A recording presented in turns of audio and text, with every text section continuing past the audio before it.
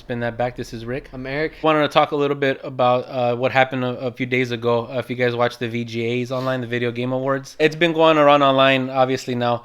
But the whole thing that happened with Hideo Kojima and Jeff Keighley made the announcement that Hideo Kojima was supposed to have been at the award show to accept his award. I think it won for Best Action Adventure Game, if I remember. So they had Kiefer Sutherland accept the award, and then Jeff Keighley made a statement that Hideo Kojima was supposed to be there, but he was informed by a lawyer from Konami that he wasn't able to attend the award show because of the contract that he's still under technically with Konami. Talk about a little bit about that situation, and then also made us reflect a little bit on Metal Gear Solid 5 because we hadn't had a chance to do a video up until this point. So we'll just kind of just talk about it a little bit here. Starting with Metal Gear Solid 5, fuck man, this game... I love this game, and it fucking upsets me when I think about it at the same time. I played a bunch of fucking video games, and just the way that game runs and all the different gameplay elements, and just from a technical perspective, that game's a fucking masterpiece. I've yet to play a game that has, like, that the controls are that intuitive to where, like, everything's so easy to access, and you have so many different options. Just the way that they executed on that game was, like, amazing. I kind of want to go into it, but, like that's one of the reasons why I haven't really wanted to play Fallout. I'm not really big into those games because I think from a technical perspective, like, I look at a game like that and then I look at Metal Gear and it's like they can't even compare them, at least to me. Like, and that's the one thing that you cannot praise that game enough. But at the same time, kind of going back to, like, the whole thing with Hideo Kojima, and no one knows exactly what happened. But the point is that we're probably not gonna know for a while. We're not gonna know. But I mean, playing the game, and, like, we've both put in like over 100 hours on it. Yeah. But just playing that game and just the way the game is structured, more specifically the story, the way the story is structured in that game, it just feels like it's sloppy, especially getting towards the end. I just feel like there was a lot of shit, and actually there's that footage too from that that mission that you were supposed to... 51. Yeah, mission 51, where it kind of goes into the whole thing with Eli.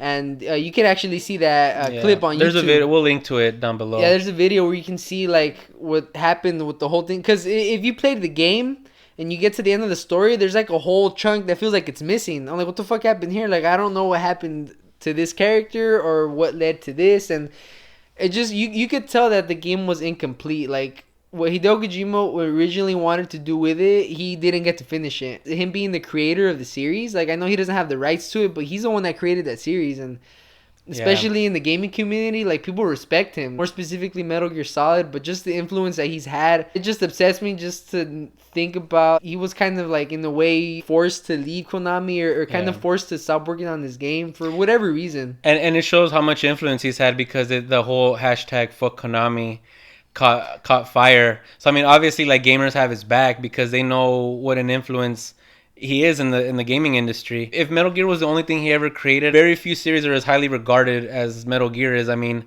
Metal Gear 2, I won't get into my opinions on Metal Gear 2, but I mean, Metal Gear Solid, Snake Eater, Part 4 I haven't played in a while, and then Phantom Pain now.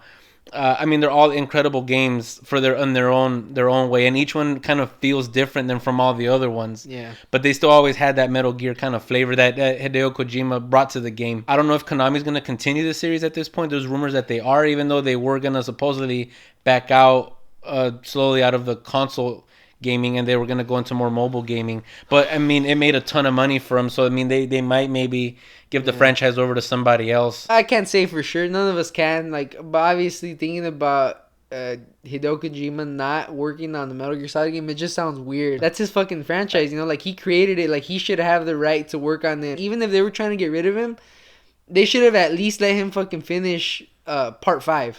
Like, that's the one thing that you could, like, dude, like how much money he's made for you. Like, look at the dedication that he's had making these games. Like, you could at least, like, even if it might cost you a little more money developing it, just give it to him. Like, you guys owe him that much. Metal Gear Solid's, like, both of us, it's like one of our favorite series of all time, and it sucked because you see, and especially the whole thing with the VGAs, like, that just fucking upsets people even more. The whole thing with Hideo Kojima. And then start thinking about, like, the direction that Konami's heading in. And not only them, but, like, just gaming in general. Like, it's heading in a really fucked up direction. Yeah, and it has a lot to do with it, you know? Yeah, it's at a weird point, especially, like, when you see, like, the shit that EA is pulling, like, with Star Wars Battlefront right now. With that, you know, stupid $50 DLC.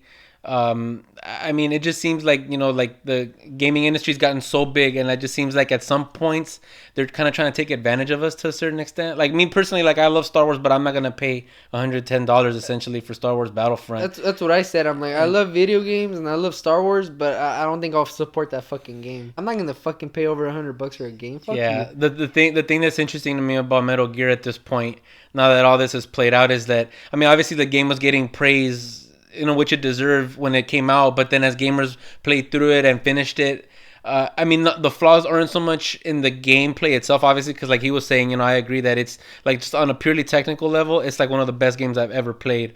I mean, very few games I think will ever run at that level that Metal Gear Solid Especially 5 did. especially a console game. You Yeah. see that, and it's kind of what I was telling you when we first played it. Like, this is the legit like first PS4 game that I play, and it feels like a next gen game. Like, it feels like a big leap from the PS3 era. I haven't played one that runs as smooth and plays as well as that one does, and just for that alone, like, you can't praise it enough. Essentially, the PlayStation controller hasn't changed much over the last 20 years now, and the fact that you can do so many more things now with the same controller, like the way they were able to implement that into the game, I mean, it's incredible. Just all the things that you can do. I mean, obviously the hardware's gotten better, that makes it all possible, but the way they implemented it, the gameplay, and like into all the things that you can do and make it so easy and so smooth, I mean, it's incredible. I mean, obviously it's not a perfect game, as we started getting to the end, and no spoilers, we'll stay out of spoilers if you haven't finished it. Part 2 of the game, I think, is like where the issues really start coming up,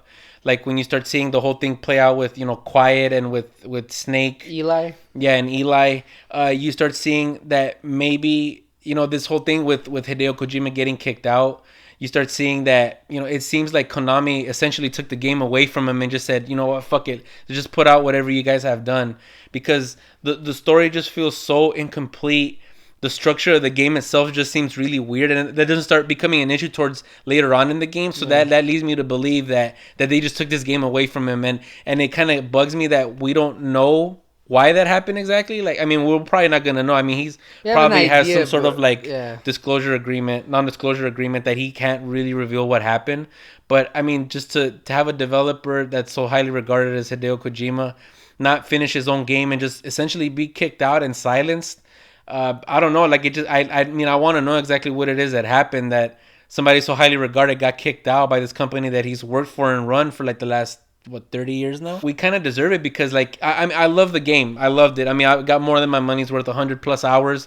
I mean, I still haven't even finished all the side outs. I'm at like 60 something percent. I got my money's worth, but still, like, to feel like we didn't get a complete game, that there was still something that got left, on the drawing room floor, that like, I mean, it bugs me. It bugs me that we're not gonna get a complete game. And even if he was still there, like, we could get, like, say, okay, we're gonna complete that story in the next game, but that's not gonna happen now. I mean, it might, but not with Hideo Kojima. At least the way things have seemed to have played out. Like, I mean, I don't know. Even if Konami begged him to come back, maybe he might not want to come back. I can understand why he wouldn't want to come back. Yeah. But it's just fucked up that it got to this point. To where that whole shit happened, and just for the fans in general, and just for out of respect to to Hideo Kojima, the creator of the franchise, like, it sucks. Those are just some of our thoughts with this whole Hideo Kojima thing at the VGAs and Metal Gear Solid 5 overall. I mean, we still love the game. Obviously, it's not perfect. It's got its flaws, but I mean, I know it's been kind of polarizing at this point. Some people loved it, some people hated it. They said it just doesn't feel like a Metal Gear game. But, whatever. I just, like I said, like, I think, like, on a purely technical level, the way the game plays is incredible. And, I mean, I really think it'll still be considered a masterpiece years and years from now. Let us know what you think, especially now. Well, we'll link down below to some of the videos we mentioned, and let us know what you guys think. As far as what happened with the whole Hideo Kojima situation, which, I mean, has been talked about endlessly now at this point on the internet. And just Metal Gear Solid 5, now that maybe there's been some months in between the release, and what you think now looking back at the game a couple months later. So hit the thumbs up button, comment down below, share, subscribe, and we'll catch you on the next one.